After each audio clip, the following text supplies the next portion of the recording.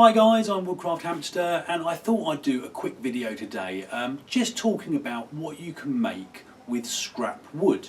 Now obviously as woodworkers and especially green woodworkers, you know, we tend to favour fresh wood, nice big lumps of it that we can kind of manipulate as we like, but not everybody is in that situation, and even if you can get hold of a reasonable amount of it like me, you're always left with waste wood and scraps that often either go on the firewood pile or you just chuck them away. And really what I wanted to talk about today is don't throw anything away, save your bits and pieces because they are still usable and you can still make you know, good quality items out of them. Now to start with, what I've got here is just a billet. This is a piece of seasoned birch and it's been sitting around my workshop for quite some time. Very, very dry, still perfectly carvable because it's a reasonably soft wood. And what I would normally do is split this down, knock off all the corners to get myself a nice sort of oblong shaped billet that I would then turn into a spoon blank. Now you can get something like this, which is a nice flat piece, and what that will do is let you make a spoon a little bit like this, you know, very, very flat, very traditional looking, no crank to it, and that's fine, there's no issue with that. But normally I like to go something a bit thicker so I can cut a crank into it and then you've got a little bit of a sort of a curve on the bowl of the spoon. Now when I split one of these down, this is what I get left with. This is kind of the main corner, and often this just goes in my scrap pile. I might kind of, you know, carve it down a little bit and turn it into a peg to go into my carving bench or something like that. But actually you can still make things with this. And what I think I'll do, I'm going to move the camera a little bit closer in and I'll just give you an example of what you can make with something like this. Right then guys, so what I'm going to be making here is a butter spreader. Really simple little project, really nice thing if you're sort of just getting into carving. It's very simple, there's no special tools needed. And to start with, I'm just going to try and split this down a little bit so it's a bit more manageable.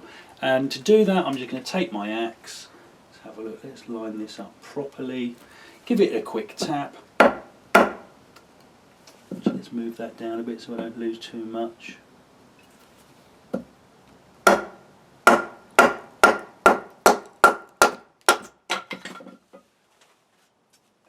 We've just thinned that down nicely. We've got the excess. Now this really is kind of proper waste wood unless you really want to kind of be creative with it, so that can go on the waste pile. And really all I want to do now is just kind of tidy it up a little bit with the axe.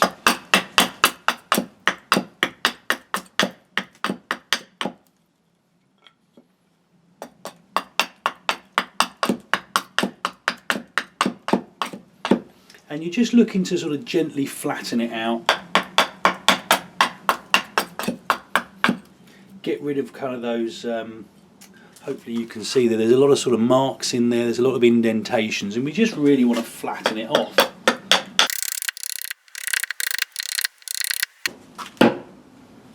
So there we go, couple of minutes work, and what I will do, I'll move the camera around quickly and we will move over to my draw knife. So you might remember this from one of my previous videos, guys. This is my very bodged together poor man's shave horse. It's just essentially a sawhorse, but you could use a plank or anything for this. A couple of holes drilled in, bit of paracord put through with a little, let me just grab it for you, little flat piece of wood at the bottom to act as a pedal. And by putting your piece of work in like this, putting some pressure down on the pedal with your foot, it essentially gives you a nice stable kind of working environment to use something like a draw knife. And really all I'm going to be doing is just refining this down.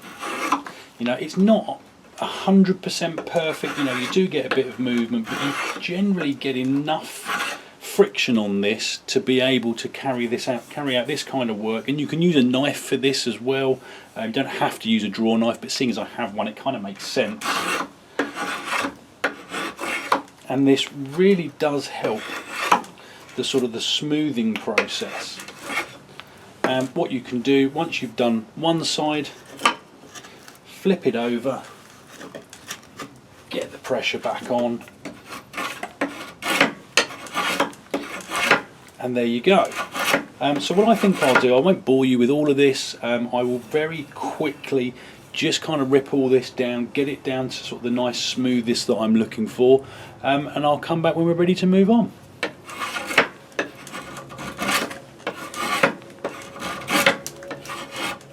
Right then guys, so that's everything smoothed down to a relatively even thickness. And what I've done, I've just marked up a very simple sort of spreader design on here. And the beauty of these is you can go as elaborate or as simple as you like. And all I'm going to be using for this is my little Mora 120. It's the slightly longer bladed version. I really rate these knives. I think I might do a video shortly about these as a sort of not only a starter for when you get into carving, but actually something that I've been using for years and probably will never move away from. So anyway, all you want to do now is literally just start refining down to your lines, and there is a reason I've left this relatively thick, which will become apparent shortly.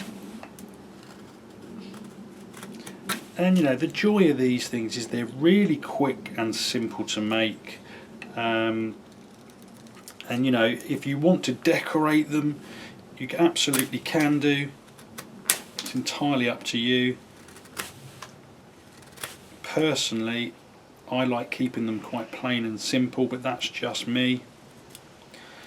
And it's a really nice way of sort of either getting into carving or touching up your carving skills. There's some little bit of fine detail work in this, not too much to be honest, but it gives you sort of you can do things like this. You can get some real fine detail in there with the back of your thumb and sort of everything in between really. So I'm going to finish this off. I mean, this really is nothing exceptional. It's nothing you've not seen before on my channel.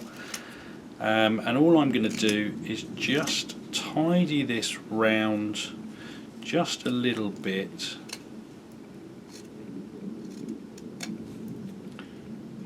And personally, I quite like the sort of blade end of these to be rounded off. I just think it makes them look quite nice. And because I've gone quite close to the end grain, I've left myself a little bit more work than I normally would do, but that's fine.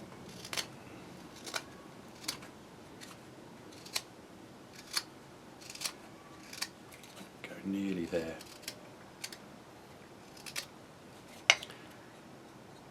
That should do us.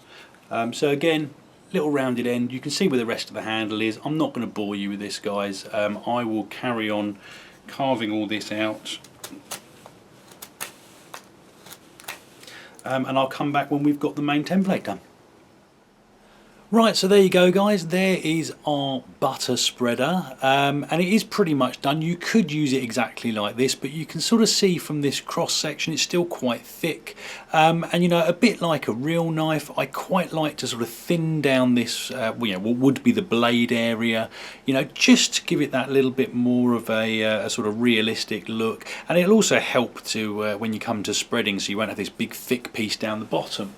And to do that, all I'm going to do is kind of get it up against my chest, so I'm cutting towards myself, and in fact it's probably easier to do it this way. It depends which way the grain wants to go in your piece of wood. Now again, I've said this in other videos, a lot of people are really sort of concerned about cutting towards themselves. As long as you've got the elbow of your knife hand locked against the side of your body, and you're just using your wrist in order to pull the knife, there's no issue. I mean, I can touch my body with this knife if I really try, but as long as you're being careful, as long as you're a bit controlled about it, it's absolutely fine. So I'm just going to carry on doing this for probably the next 5 minutes or so, and I will come back once I've finished off this little spreader.